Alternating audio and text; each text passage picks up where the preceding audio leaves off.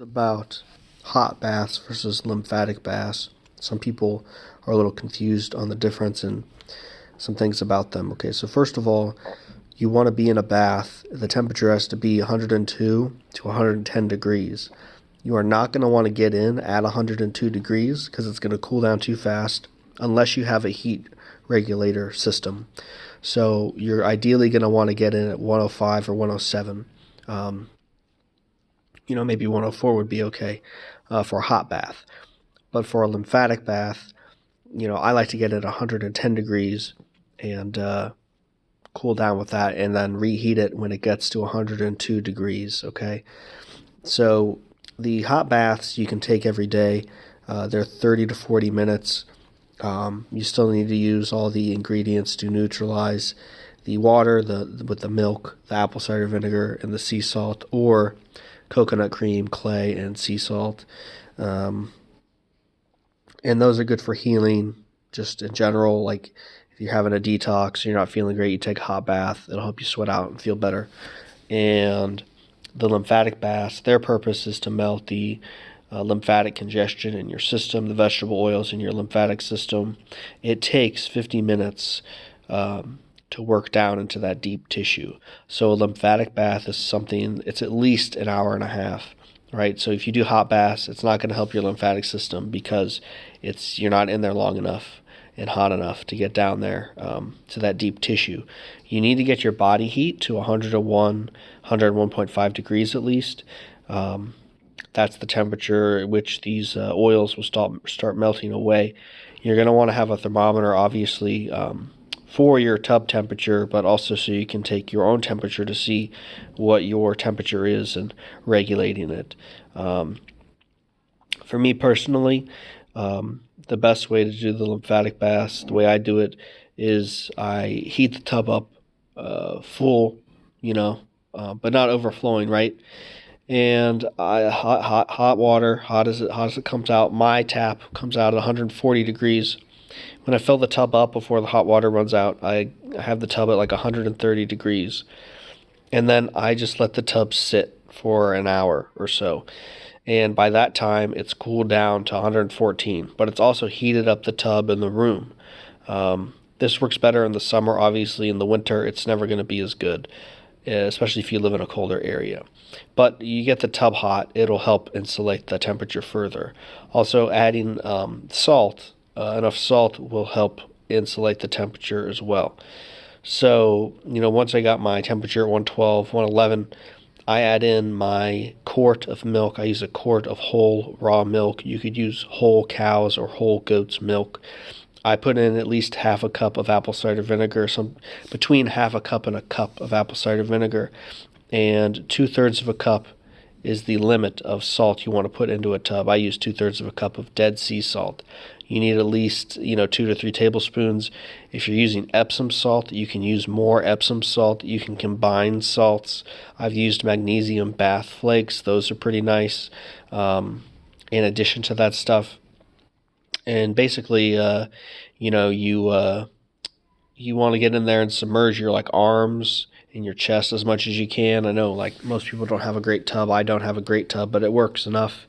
And get a bag of ice, wrap it in some cotton pants or a shirt, some old cotton clothes, and you can put it on your head. You can set a fan up in the corner of your room. Those are things you can do to keep yourself cool, keep your head cool. And like I said, you want to get your body temperature to 101 to 105 degrees. For me, if I get in at 110, this takes 30 minutes. I can get my temperature up to 101 degrees in 30 minutes. I don't know if that's long enough to get it down to the deep lymphatic tissue, right? So, I stay in there for 2 hours.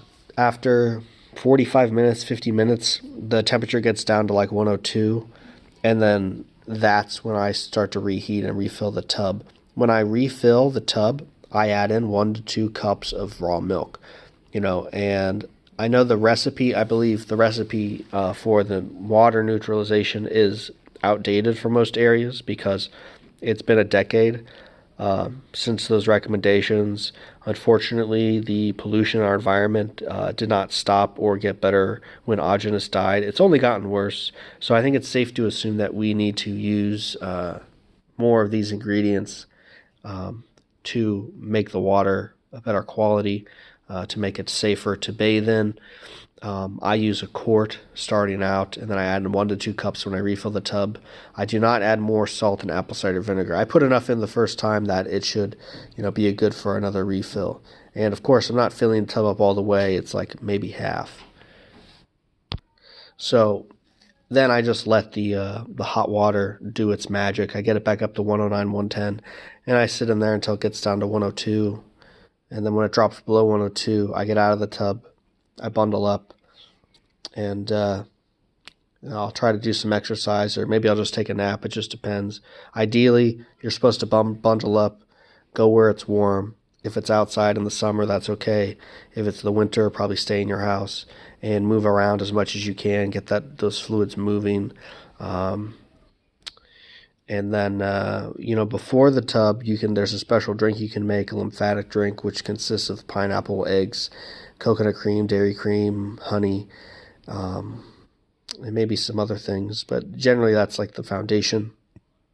And, you want to consume that 3 hours before getting in the tub, 2 to 3 hours before getting in the tub. If you don't want to do the drink, you could just eat some pineapple. That would be okay. The coconut cream is optional, but it would help. I haven't done that, but I've heard people have good results with it. So don't feel like if you don't have coconut cream, it's a waste of time to make the drink. It'll probably still help you a little bit. I've done it before, but I don't like to eat too much pineapple or too much fruit in general, so I don't do it anymore, at least in a while. I may again. And gaining weight is also very helpful, at least 15 to 20 pounds, maybe even more depending on how underweight you are. The heat is also something you get used to, right? So, I used to do them twice a week. Now I do them once a week, sometimes twice a week, but regularly I do them once a week. And, I'm okay with the heat. I've gone a couple weeks without doing a bath, and I noticed that I was detoxing a little more. I had more symptoms. I wasn't feeling great. And I think doing the baths regularly can help stave off those symptoms. It can also help alleviate those symptoms if you are going through a detox. So I think it's good to do the hot baths and the lymphatic baths.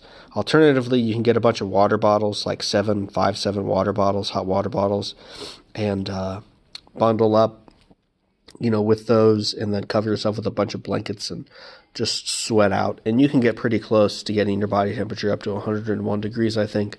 But that's also another option if you don't have a bathtub. But, those are just some tips about a hot bath and what to use. And 'cause some people have some, confusion about that and what they do. Again, the hot baths alone aren't going to melt away the lymphatic congestion. You have to do the lymphatic baths.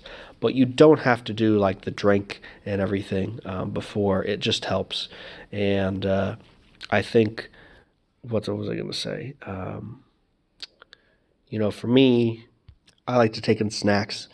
I drink milk, sparkling water, eggs, cheese, some fruit, especially if it's like watermelon, vegetable juice. I mean, all that stuff is good. Augenis used to recommend doing the lymphatic baths twice a week, 3 days apart. But I've heard recently in his later lectures that he would recommend people take them every day. And he suggested doing it while they were sleeping or starting while they're sleeping because it'll save a lot of time, especially if you do them every day, which he ended up recommending. If you don't sweat out these stuff, it can cause issues in your connective tissue, like if you're doing the lymph baths and then you're not sweating the next day or so, it can cause issues because that stuff will build up over time. So make sure you're sweating regularly if you're doing these baths. For me, sometimes it's hard to sleep after a bath. Sometimes it isn't, especially later in the day. Sometimes I find I take my baths midday, and it's easier for me to sleep at night. If I take them in the evening around 7 o'clock or so, then by the time I'm done, I'm like tired. But then when I go to bed at night, I have a hard time sleeping. So just be advised about that. It may be different for you. So you just got to try out and see what works best for your schedule. But definitely do the hot baths if you can.